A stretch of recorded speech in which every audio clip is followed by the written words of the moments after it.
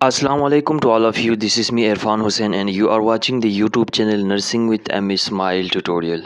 Guys, आज की इस वीडियो लेक्चर में हम generic BSN semester 1 fundamental of nursing unit number 4 communication की फर्स्ट पार्ट को डिस्कस करने जा रहे हैं। तो आप लोगों से गुजारिश है वीडियो लेक्चर को एंड तक ज़रूर देखिए ताकि आपको पूरा लेक्चर समझ में आ जाए।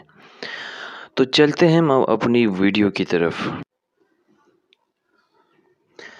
इस चैप्टर को जब आप सही से कंडक्ट करेंगे, इस लेक्चर को जब आप सही से अच्छी तरीके से जब कंडक्ट करेंगे तो आप इस काबिल हो जाएंगे कि आप इजीली आप कम्युनिकेशन के बारे में इजीली आप डिस्कस कर पाएंगे और पर्पस ऑफ कम्युनिकेशन के बारे में आप आइडेंटिफाई कर सकते हैं और एक्सप्लोर कर सकते हैं आप मुख्तलिफ़ किस्म के जो कम्युनिकेशन के टाइप्स होते हैं और कम्युनिकेशन को आप किस तरीके से आप एक बंदे से दूसरे बंदे तक कौन सी मूड्स यानी कि कौन सी वेज़ के ज़रिए से आप यूज़ कर सकते हैं, आप कम्युनिकेट कर सकते हैं और प्रोसेस ऑफ कम्युनिकेशन को आप एक्सप्लेन कर पाएंगे और आप डिस्कस कर पाएंगे purpose of therapeutic communication during patient care, elaborate कर पाएंगे बैरियर्स टुवर्ड कम्युनिकेशन यानी कि कम्युनिकेशन के जो दौरान आपको क्या क्या बैरियर आ सकते हैं, आपको क्या क्या रुकावटें आ सकते हैं और आप डिस्कस कर पाएंगे factor which effect on communication. वो फैक्टर्स आप डिस्कस कर पाएंगे कि जिस पर कम्युनिकेशन पर क्या क्या इफ़ेक्ट हो सकते हैं। तो सबसे पहले हम बात करते हैं कम्युनिकेशन क्या चीज़ है। कम्युनिकेशन एक ऐसा प्रोसेस है जो कि नर्सिंग फील्ड में बहुत ही इम्पोर्टेंट है, ख़ासकर नर्सिस के लिए बहुत ही essential part of their life होते हैं क्योंकि उसने जब पेशेंट की केयर करते वक्त अगर वो अच्छी तरीके से कम्युनिकेट नहीं कर पाए तो पेशेंट अपनी जो जो प्रॉब्लम्स होते हैं वो आपको शेयर नहीं कर सकते हैं और आप पर अच्छी तरीके से ट्रस्ट नहीं कर सकते हैं वो। तो इसलिए पेशेंट केयर के दौरान और अब जब आप टीचर के टीचिंग करते वक्त भी आपकी जो कम्युनिकेशन जो है बहुत ज़रूरी है, अच्छी होनी चाहिए आपकी। तो कम्युनिकेशन क्या चीज़ होती है? The term communication is derived from the Latin word communis meaning common. Communication की अगर हम लिटरली मीनिंग देखा जाए तो इसका मतलब है जी बातचीत। जब आप अपनी कोई भी आइडियाज़ हो या अपनी एटीट्यूड्स या अपनी आपके पास जो जो इन्फॉर्मेशन है, जब आप किसी दूसरे बंदे को जब ट्रांसमिट करते हैं और वो उस इन्फॉर्मेशन को, उस आइडियाज़ को जब वो उसके रिस्पॉन्ड देते हैं तो ये जो है इसको क्या बोलते हैं, आप कम्युनिकेशन बोलते हैं। तो कम्युनिकेशन जो है एक लैटिन वर्ड से निकला है जिसकी मानी है कम्युनिस मीनिंग कॉमन। कम्युनिकेशन एक ऐसी आर्ट है जिसमें आप अपनी इंफॉर्मेशन को या अपनी आइडियाज़ को या आप अपनी एटीट्यूड्स को दूसरे एक बंदा जब अपनी एटीट्यूड्स को, अपनी आइडियाज़ को दूसरे बंदे तक जब ट्रांसमिट करते हैं तो इस प्रोसेस को आप क्या बोलोगे? कम्युनिकेशन बोलोगे। कम्युनिकेशन एक ऐसी प्रोसेस है जिसमें आपका मीनिंगफुल इंटरेक्शन होता है ह्यूमन बींग्स के बीच में।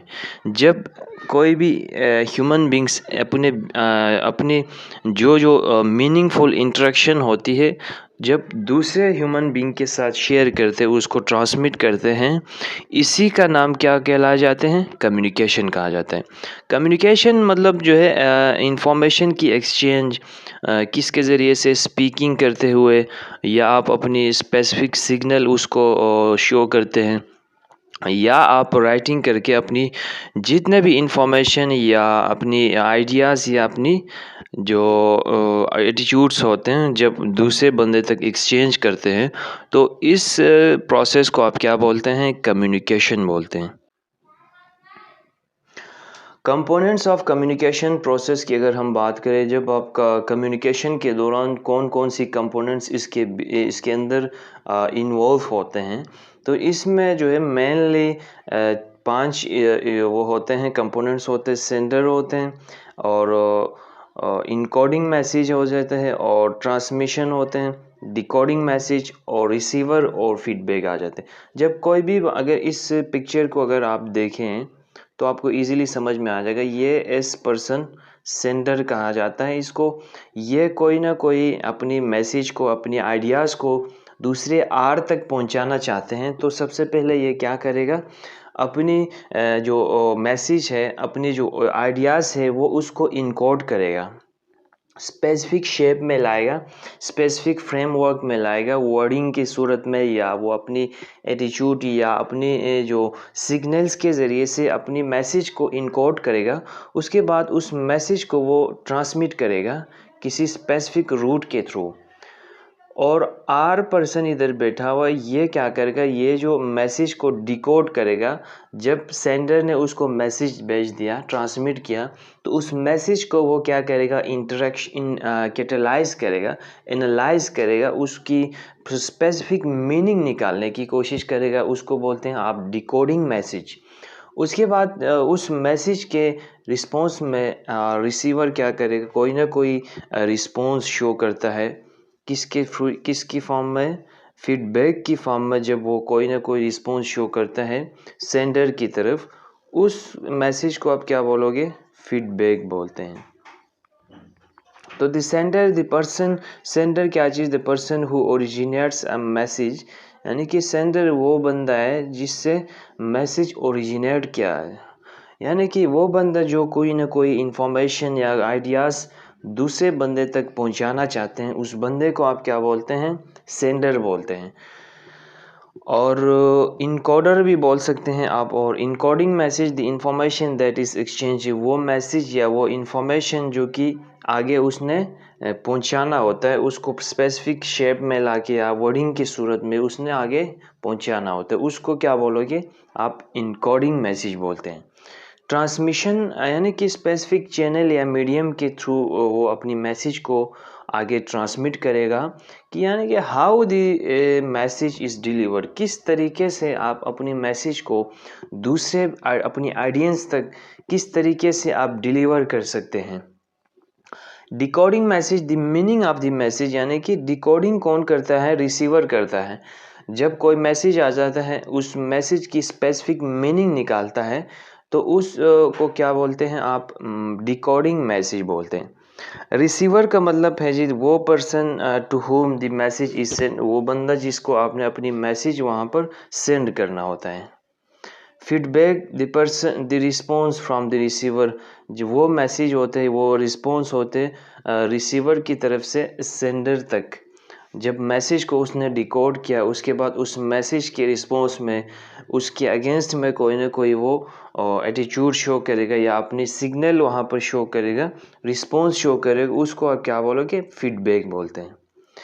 तो एमसीक्यू के लिहाज से बहुत ही इम्पोर्टेंट है। यहीं से बार बार एमसीक्यूज़ में मतलब क्वेश्चन बनते रहते हैं कि इसकी कंपोनेंट्स बहुत ही इम्पोर्टेंट है, इसको अच्छी तरीके से आपने अंडरस्टैंड करना है। कम्युनिकेशन प्रोसेस में मेनली यही 5 होते हैं, 5 से 6, 1 2 3 4 5, 5 होते हैं, जिसमें सबसे पहले सेंडर ने कोई ना कोई मैसेज उसने इनकोड किया, तो इसीलिए सेंडर को इनकोडर भी बोलते हैं। उसने मैसेज को अपने किसी की मतलब फॉर्म में या वर्डिंग की फॉर्म में या अपनी एटीट्यूड्स की फॉर्म में उसने मैसेज को उसने वहीं पर ओरिजिनेट किया। उसके बाद उसने मैसेज को किसी स्पेसिफिक चैनल के थ्रू उसने क्या किया, सेंड किया। और चैनल्स के थ्रू उसने सेंड किया, या उसने वर्बली किया, या उसने राइटिंग के फॉर्म में, या उसने स्पीकिंग करते वक्त उसने मैसेज को क्या किया, ट्रांसमिट किया। उसके बाद रिसीवर ने उस मैसेज का स्पेसिफिक मीनिंग निकाला, उसको डिकोड किया, और उस मैसेज के अगेंस्ट में उसने कोई ना कोई रिस्पॉन्स शो करना है। उस रिस्पॉन्स को क्या बोलते हैं आप, फीडबैक बोलते हैं। ये जाते हैं किसी स्पेसिफिक चैनल के थ्रू सेंडर तक। ये था आपका कम्युनिकेशन प्रोसेस। तो कंपोनेंट्स ऑफ कम्युनिकेशन प्रोसेस को अगर हम डीपली पढ़ें तो सेंडर आ जाते हैं। सेंडर को आप इनकोडर भी बोलते हैं। वहीं से जो वो बंदा जो मैसेज को सेंड करते हैं, यानी कि फ़र्स्ट ऑफ ऑल सेंडर से ही मैसेज कहाँ ओरिजिनेट हो जाता है। और अ sender max use of symbols, वो मैसेज को सिंबल की फॉर्म में भी यूज़ कर सकते हैं, वर्डिंग की फॉर्म में भी, ग्राफिक या विजुअल एड्स की फॉर्म में भी वो कन्वे कर सकते हैं। Message to convey the message and produce the required response. क्यों वो अपने मैसेज को कन्वे करने के लिए स्पेसिफिक वर्डिंग या ग्राफिक या विजुअल एड्स को यूज़ करेगा या सिंबल्स को यूज़ करेगा to produce a required response. Encoding का मतलब क्या है जी? Encoding is the process where the information you would like to communicate gets transfer into a form to be sent and decoded by the receiver. Encoding एक ऐसी process है, एक ऐसा प्रोसेस है जिसमें आप जो भी आप इंफॉर्मेशन दूसरे बंदे तक पहुंचाना चाहते हैं, उस दूसरे बंदे तक आप कम्युनिकेट करना चाहते हैं या उसको ट्रांसफ़र करना चाहते हैं, उसको आपने स्पेसिफिक फॉर्म में लेके आना है अपनी माइंड में, उसको स्पेसिफिक फॉर्म में या वर्डिंग की फॉर्म में या स्पीकिंग की फॉर्म में, किसी भी तरीके से उसको स्पेसिफिक शेप में लाना है और उसको आगे आपने कम्युनिकेट करना या ट्रांसफ़र करना या ट्रांसमिट करना। उसके बाद वो जो रिसीवर होता है उसने उस मैसेज को क्या करना होता है, डिकोड करते हैं, उसकी स्पेसिफिक मीनिंग निकाल लेता है। Message is a key idea that the sender wants to communicate. It is a sign that elicits the response of recipient. Communication process begins with deciding about the message to be conveyed. It must be ensured that the main objective of message is clear. Message क्या चीज़ है? Message वो जो information होती है, वो idea होता है जो कि आप एक सेंडर क्या करते हैं, कम्युनिकेट करना चाहते हैं दूसरे बंदे तक। वो मैसेज, वो आइडिया, वो इंफॉर्मेशन वो दूसरे जो रिसीवर होता है वहाँ तक वो पहुँचाना चाहते हैं। तो उस आइडिया को, उस की को क्या बोलते हैं आप? मैसेज बोलते हैं। ये एक साइन होता है जिसमें दूसरे रिसीवर की जो रिस्पॉन्स होते हैं उसको इलिकिट्स करता है, यानी कि उसको बढ़ाता है, उसको स्टिमुलेट कर देता है रिसिपिएंट की, यानी कि रिसीवर की। कम्युनिकेशन प्रोसेस कहाँ पर बिगिंस होते हैं? जब आप किसी भी मैसेज को जब कन्वे करते हैं उसी के रिस्पॉन्स में तो कम्युनिकेशन प्रोसेस वहीं से बिगिन हो जाता है। तो it must be ensure that the main objective of message is clear. इसका ये आपको ख्याल रखना चाहिए कि मैसेज जो है, जो भी आप दूसरे बंदे तक पहुंचाना चाहते हैं पैगाम या आइडिया या इंफॉर्मेशन, तो वो आपका क्या होना चाहिए? बिल्कुल क्लियर और सिंपल होना चाहिए। अब चैनल की अगर हम बात करें तो channels are the way you convey your message. Channels वो रास्ता होता है जो जिस रास्ते के थ्रू आप अपनी मैसेज को अपनी रिसीवर तक पहुंचाना चाहते हैं। This channels include verbal such as telephone के ज़रिए से भी आप अपनी मैसेज को दूसरे बंदे तक पहुंचा सकते हैं या फेस टू फेस कन्वर्सेशन करते वक्त, और नॉन वर्बल के ज़रिए से भी, जिस तरह ईमेल हो गया और टेक्स्ट मैसेजिंग वगैरह, ये आपका नॉन वर्बल में आ जाते हैं। Each individual channel has its strength and weakness. हर बंदे का जो चैनल होता है वो उसकी स्ट्रेंथ भी हो सकती है और उसकी वीकनेस भी हो सकते हैं इन टर्म्स ऑफ कम्युनिकेटिंग, उसकी कम्युनिकेटिंग की टर्म्स में। अगर हम बात करें रिसीवर की, receiver is a person for home the message is intended और एम्ड। रिसीवर वो बंदा होता है जिस बंदे तक आपने मैसेज को सेंड करना होता है, उसको आपने डिलीवर करना होता है। उस बंदे को आप अपनी मैसेज जब सेंड करते हैं तो वो उस मैसेज का स्पेसिफिक मीनिंग निकालता है, डिकोड करता है और आपको स्पेसिफिक रिस्पॉन्स शो करता है। उस बंदे को आप क्या बोलोगे? रिसीवर बोलते हैं। Decoding is on the receiving end of communication. This stage is just as important as encoding. अब हम बात करते हैं इन डिकोडिंग कौन करता है और इनकोडिंग कौन करता है। इनकोडिंग आपका सेंडर कर रहा होता है और डिकोडिंग आपका रिसीवर कर रहा होता है। जब मैसेज आते हैं तो उस मैसेज का स्पेसिफिक मीनिंग निकालने वाला बंदा कौन हो सकता है? आपका रिसीवर होता है। तो decoding is on the receiving end of communication, यानी कि रिसीविंग एंड ऑफ कम्युनिकेशन का मतलब है जी, जब उसने रिसीव किया, उस सेंडर की मैसेज को रिसीव किया, तो रिसीविंग का जो स्टेज होता है वहीं पर एंड हो जाते हैं। अब उसने रिस्पॉन्स शो करना होता है। This stage is just as important. ये जो स्टेज होता है डिकोडिंग का स्टेज, जिस तरीके से इनकोडिंग का स्टेज बहुत ही इम्पॉर्टेंट है, इसी तरीके से आपका डिकोडिंग स्टेज भी बहुत ही इम्पॉर्टेंट है। अगर कोई बंदा इनकोड करके मैसेज को सेंड करता है और अगर रिसीवर ने उसको रिसीव तो किया लेकिन उसने डिकोड नहीं किया, उसने डिकोड उसका स्पेसिफिक मीनिंग नहीं निकाला, तो उसका वो कम्युनिकेशन का जो प्रोसेस होता है वहीं पर स्लो डाउन हो जाता है, डाउन हिल हो जाता है। Practicing active listening skills, or if they do not possess enough information to accurately decode the message, communication process down हो जाता है, डाउन हिल हो जाता है। अगर डिकोडिंग अच्छी तरीके से उस मैसेज का अगर उसने उस स्पेसिफिक मीनिंग नहीं निकाला, या जो सेंड करने वाला सेंडर अगर अच्छी तरीके से एक्यूरेटली मैसेज को उसने सेंड नहीं किया, तो कम्युनिकेशन प्रोसेस यहाँ पर डाउन हिल हो जाते हैं, यानी कि बिल्कुल वीक हो जाते हैं। उन दोनों के बीच में कोई भी कम्युनिकेशन का जो पावर होता है वो बिल्कुल डाउन हिल हो जाता है। अब हम बात करते हैं फीडबैक की। कंपोनेंट्स ऑफ कम्युनिकेशन प्रोसेस में जो लास्ट आते हैं वो है जी फीडबैक आ जाते हैं। Feedback is the main component of communication process. ये फीडबैक बहुत ही इंपॉर्टेंट मेन कंपोनेंट होते हैं कम्युनिकेशन प्रोसेस का, as it permits the sender to analyse the efficacy of the message. It helps the sender in confirming the correct interpretation of message by the decoder.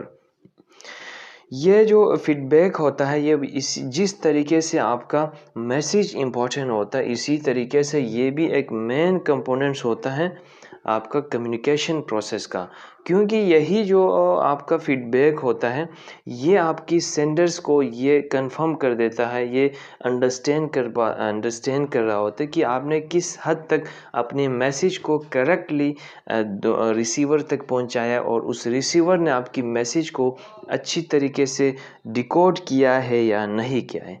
Feedback में भी verbal through words के भी ज़रिए से, या non verbal in the form of smiles या signs के through या ETC।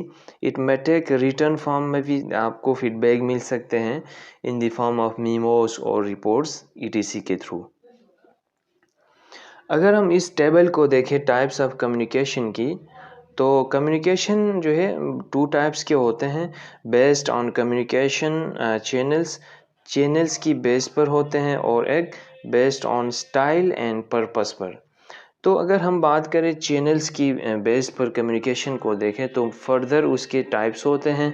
तो अगर वर्बली भी हो सकते हैं और नॉन वर्बल भी हो सकते हैं, और वर्बल में आपका आते हैं जी ओरल आते हैं, और सेकंड आपका रिटन फॉर्म में आ जाते हैं। और अगर हम बात करें पर्पस एंड स्टाइल की तो एक फॉर्मल आ जाते हैं और एक नॉन फॉर्मल आ जाते हैं, और नॉन वर्बल के मज़ीद फर्दर टाइप्स नहीं होते हैं। इसको हम आगे जाके ब्रीफली डिस्कस करेंगे। अगर हम बात करें टाइप्स ऑफ कम्युनिकेशन की तो इंटरपर्सनल कम्युनिकेशन आ जाते हैं। Is that kind of communication which takes place within or among more than 2 people with use of different mediums of communication. Interpersonal communication वो कम्युनिकेशन होते हैं, वो कम्युनिकेशन की टाइप्स होते हैं जिसमें 2 या 2 से ज़्यादा बंदे जब एक दूसरे के साथ कम्युनिकेट करते हैं तो उस कम्युनिकेशन को आप क्या बोलोगे, with the use of different mediums of communication.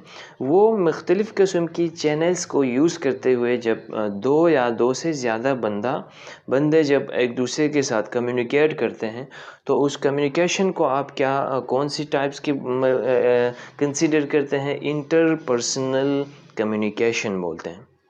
अब हम बात करते हैं इंट्रापर्सनल कम्युनिकेशन की। Intrapersonal communication take place within one person. It is meant to reflect oneself, to clarify something. There are 3 concepts of intrapersonal communication, namely as following. अगर हम बात करते हैं इंट्रापर्सनल कम्युनिकेशन, वो कम्युनिकेशन की types होते हैं जिसमें बंदा सिर्फ एक ही बंदा होते हैं, मतलब ख़ुद अपने अंदर एक कम्युनिकेशन होती है, आप अपने बारे में सोच रहे होते हैं, आप एक बंदा होते हैं वो चीज़ों को क्लेरिफाई कर रहे होते हैं, चीज़ों को पढ़ रहे होते हैं, चीज़ों को अंडरस्टैंड करते हैं, वो अपने आप में चीज़ों को अंडरस्टैंड कर रहे होते हैं। यानी फ़र्ज़ करें आप एक बुक पढ़ रहे हैं या आप बुक स्टडी कर रहे हैं तो आप अपने अंदर ही उन चीज़ों को अंडरस्टैंड कर रहे होते हैं, उन चीज़ों को आप क्लेरिफाई करते हुए आगे जाते हैं। तो इसके 3 concept of intrapersonal communication namely as following. इसमें थेरेप्यूटिक कम्युनिकेशन आ जाते हैं और आपका कोलिगियल कम्युनिकेशन आ जाते हैं, उसके बाद सोशल कम्युनिकेशन आ जाते हैं। तो हम सबसे पहले देखते हैं थेरेप्यूटिक कम्युनिकेशन की। तो थेरेप्यूटिक कम्युनिकेशन वो कम्युनिकेशन होती है जिसमें एक नर्स, एक मेडिकल प्रोफेशनल या और या उसमें इसके इसी के अंदर या फिजिशियंस भी आ सकते हैं या DPT physio doctor of physiotherapy या जितने भी कंसल्टेंट होते हैं या जितने भी जो नर्सिस होते हैं वो अपनी जब किसी भी अपने क्लाइंट के साथ जब कम्युनिकेट कर रहे होते हैं तो उससे क्या होगा, उस कम्युनिकेशन को आप क्या बोलते हैं, थेरेप्यूटिक कम्युनिकेशन। वो कम्युनिकेशन जब कोई भी मेडिकल प्रोफेशनल जब अपनी क्लाइंट के साथ बात करते वक्त उसके अंदर पॉजिटिव सेल्फ इस्टीम लाए, उसकी रिकवरी के अंदर हेल्पफुल हो जाए। जब कोई मेडिकल पर्सनल जब अपनी क्लाइंट के साथ जब बातें करते वक्त उस क्लाइंट के अंदर उस क्लाइंट की रिकवरी में हेल्पफुल हो जाए, रिकवरी पीरियड में उसका हेल्पफुल हो जाए, उसकी एटीट्यूड में उसकी मेंटली जो डेवलपमेंट हो जाए, मेंटली कॉग्निटिव जो डिसऑर्डर्स होते हैं उसके अंदर इम्प्रूवमेंट आ जाए, तो उस कम्युनिकेशन को आप क्या बोलते हैं, थेरेप्यूटिक कम्युनिकेशन बोलते हैं। Face to face process of interacting that focuses on advancing the physical and emotional wellbeing of a patient, जिसमें आप फिज़िकली और इमोशनल वेलबींग उसकी एडवांस हो जाती है, उसकी इम्प्रूवमेंट आ जाते हैं, तो उस कम्युनिकेशन को आप थेरेप्यूटिक कम्युनिकेशन बोलते हैं। आप नर्सिस क्या करते हैं, यूज़ करते हैं therapeutic communication techniques to provide support and information to patients. Collegial communication, the definition of collegial is peers or associates sharing equal consideration, power of authority। वो एक ऐसी communication है जिसमें collegial होते हैं, आपकी दोस्त होते हैं, आपके जितने भी आपकी colleagues होते हैं, आपकी friends होते हैं, वो साथ में बैठकर किसी स्पेसिफिक टॉपिक्स पर जब बातें कर रहे होते हैं, जब डिस्कस कर रहे होते हैं, और इस जो कम्युनिकेशन के अंदर हर बंदे को ये अथॉरिटी होती है कि वो कोई ना कोई वहाँ पर कम्युनिकेट कर सकें। तो the example of collegial is a collegial community where everyone must be in full agreement in order for a decision to be made। इस कम्युनिकेशन के अंदर क्या होते हैं, हर बंदे को ये फुल एग्रीमेंट होना चाहिए कि वो किसी स्पेसिफिक डिसीजन को जब कोई भी स्पेसिफिक डिसीजन बनाते हैं तो इसके अंदर सारे जो इसी के अंदर जो कम्युनिटी होते हैं, हर बंदे की उस पर एग्रीमेंट होनी लाजमी होती है। Social communication refers to language that is used in social situations during the interact with others in a host of situations, from entering peer groups to resolving conflicts। Social communication वो communication होती है जिसमें एक बंदा बहुत सारे लोगों के साथ बहुत सारे लोगों के दरमियान में आकर वो जब कोई ना कोई चीज़ कम्युनिकेट करते हैं किसी स्पेसिफिक सिचुएशन में, तो उस कम्युनिकेशन को आप क्या बोलते हैं, social communication. During the interact with others in the host situation, from entering peer groups, groups की फॉर्म में ग्रुप्स के अंदर आप इंटर हो जाते हैं और वहाँ पर किसी स्पेसिफिक कॉन्फ्लिक्ट्स को रिजोल्व करने की आप कोशिश कर रहे होते हैं। अब हम बात करते हैं मोड्स ऑफ कम्युनिकेशन, यानी कि आप किस तरीके से आप अपनी बातें या अपनी आइडियाज़ या अपनी एटीट्यूड्स दूसरों तक पहुंचा सकते हैं, किस तरीके से, कौन सी चैनल्स को आप यूज़ करते हुए आप अपनी एक आइडियाज़ को, अपनी इंफॉर्मेशन को दूसरे बंदे तक आप ट्रांसमिट कर सकते हैं। तो इसमें आते हैं जी सबसे पहले वर्बल कम्युनिकेशन, जिसमें ओरल आते हैं और रिटन फॉर्म में, यानी कि आप अपने अल्फाज में कोई ना कोई चीज़ बोलते हुए या आप लिखकर उस दूसरे बंदे तक जब पहुंचाते हैं, उसको ट्रांसमिट करते हैं, तो उस कम्युनिकेशन को आप क्या बोलते हैं, वर्बल कम्युनिकेशन बोलते हैं। और जिसमें ओरल भी आते हैं और रिटन फॉर्म में भी आ जाते हैं। और नॉन वर्बल कम्युनिकेशन में कौन से आते हैं, आपका गेस्चर आ जाते हैं, आपका फेशियल एक्सप्रेशंस आ जाते हैं और आपकी टच आ जाते हैं। ये जो आपको क्या है, एक पिक्चर्स में आपको दिखाई दे रहे हैं, इसमें सरप्राइज हो रहा है। ये क्या कर रहे हैं, ये भी कम्युनिकेट कर रहे हैं, यानी कि अपनी फेशियल एक्सप्रेशन के थ्रू आपको कोई ना कोई चीज़ शो कर रहा है। इसमें कोई जॉयनेस को आपको शो करे, इसमें सैडनेस को शो करे, इसमें आपको फियर को शो करे, और इसमें आपको डिसगस्ट को शो करें, और इसमें एंगर को शो करें। तो ये क्या हुआ, आपका नॉन वर्बल कम्युनिकेशन हो। और ये आपका वर्बल कम्युनिकेशन होता है जिसमें कोई बंदा अपने अल्फाज के थ्रू या रिटर्न फॉर्म के थ्रू कोई ना कोई अपनी इंफॉर्मेशन को या अपनी आइडियाज़ को शेयर कर रहे हैं। अब हम बात करते हैं जी वर्बल कम्युनिकेशन की। अच्छा, verbal communication when choosing words to say or to write, nurses need to consider the following. Verbal communication मैंने पहले भी बताया कि वो communication होते हैं जिसमें आपका specific words वगैरह यूज़ होते हैं। जब भी किसी बंदे को जब आप communicate कर रहे होते, कुछ बोलना चाह रहे होते, तो उसमें आपका specific wording आपका यूज़ होते हैं, अल्फाज यूज़ होते हैं। लेकिन नॉन वर्बल में क्या होता था, सिर्फ वहाँ पर आपकी वो बॉडी गेस्चर्स वगैरह और सिग्नल्स वगैरह वहाँ पर यूज़ करते थे। तो इसमें क्या करते हैं आप, जब भी आप वर्बल कम्युनिकेशन करते हैं, आपको कुछ स्टेप्स और कुछ उसके रूल्स वहाँ पर आपने अप्लाई करना होता है। तो सबसे पहले सिंपलिसिटी आ जाते हैं, और यूज़ कॉमनली अंडरस्टूड वर्ड्स, वो ऐसे वर्ड्स आपने वहाँ पर यूज़ करना है जो कि दूसरा जो रिसीवर होता है या आपका क्लाइंट्स होता है वो इजीली आपकी जो वर्डिंग को, आपकी जो का अल्फाज होते हैं या आप जो कहना चाह रहे हो वो इजीली समझ में आ जाए, दूसरे बंदे को इजीली समझ में आ जाए, ऐसी वर्डिंग आपने वहाँ पर यूज़ करना है। और clarity means saying exactly what is meant. Clarity का मतलब यह है कि जब भी आप कोई चीज़ बोलते हैं दूसरे बंदे को, या अपनी इंफॉर्मेशन या अपनी आइडियाज़ को जब शेयर करते हैं, तो आपका स्पेसिफिक टॉपिक पर होनी चाहिए, यानी कि स्पेसिफिक टॉपिक पर होनी चाहिए जो भी आप कहना चाह रहे हो।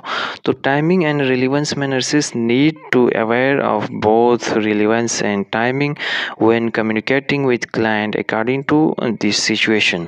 यानी इस सिचुएशन के थ्रू, यानी कि एक नर्सेस को पता होना चाहिए कि टाइमिंग का भी वो ख़ास ख्याल रखें। जब भी आप अपनी क्लाइंट के साथ जब कम्युनिकेट कर रहे होते हैं, तो उस वक़्त उसे अपनी टाइमिंग और रिलेवेंस का ख़ास ख्याल रखना बहुत ही इम्पोर्टेंट होता है।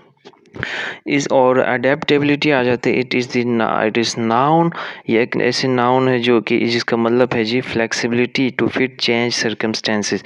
जो भी हालात के मुताबिक जब एक नर्सेस अपनी क्लाइंट के साथ जब कम्युनिकेट कर रहे होते, उस हालात को मतलब उसको अडेप्ट करने की कोशिश कर रहे होते हैं, तो उस कंडीशन को आप क्या बोलते हैं, उस रूल्स को उस फॉलो करने के लिए आपको अडेप्टिबिलिटी की बहुत ही इम्पोर्टेंट होता है। Credibility, the quality of being trusted and believed in, यानी कि आप अपने क्लाइंट के साथ इस तरीके से आपने कम्युनिकेट करना होता है कि वो आप पर ट्रस्ट और बिलीव कर सके। नॉन वर्बल कम्युनिकेशन में use other forms such as gesture और फेशियल एक्सप्रेशन एंड टच। ये एक ऐसी कम्युनिकेशन की टाइप में जिसमें आपने अपनी गेस्चर्स को यूज़ करते हुए, अपनी फेशियल एक्सप्रेशन और टच को यूज़ करते हुए आपने कम्युनिकेट कर रहा होता है। Communication, non verbal communication is sometimes called body language, यानी कि नॉन वर्बल कम्युनिकेशन को आप कुछ टाइम कभी कभार क्या बोलते हैं, बॉडी लैंग्वेज भी बोलते हैं। ये ऑब्जेक्टिव के लिहाज से बहुत ही इंपॉर्टेंट है। इट इंक्लूड्स गेस्चर्स, आपके जितने भी गेस्चर्स होते हैं, बॉडी मूवमेंट होते हैं, यूज़ ऑफ टच होते हैं, और physical appearance including adornment, posture and gait आ जाते हैं। आपके जो भी आप मतलब किस तरीके से आप बैठते हैं या आप चलते हैं, ये सारी चीज़ें आपका पोस्चर और गेट में आ जाते हैं। और फेशियल एक्सप्रेशन में मैंने पहले भी आपको जो पिक्चर्स वगैरह, ग्राफिक्स वगैरह दिखाया, जिसमें जॉयनेस को, फियरनेस को और एंगर को और सैडनेस को वहाँ पर शो कर रहा था। हैंड मूवमेंट और गेस्चर, जब भी आप कम्युनिकेट करो तो आपकी हैंड की क्या मूवमेंट होनी चाहिए और आपका गेस्चर किस तरीके से होना चाहिए, ये आपका नॉन वर्बल कम्युनिकेशन में आ जाते हैं। तो यहाँ तक थे आज का हमारा वीडियो। सेकंड पार्ट बाद में हम डिस्कस करेंगे। तो जिस भी स्टूडेंट को यहाँ तक जो भी प्रॉब्लम हो, आप हमारे व्हाट्सएप नंबर के थ्रू आप कॉन्टेक्ट कर सकते हैं।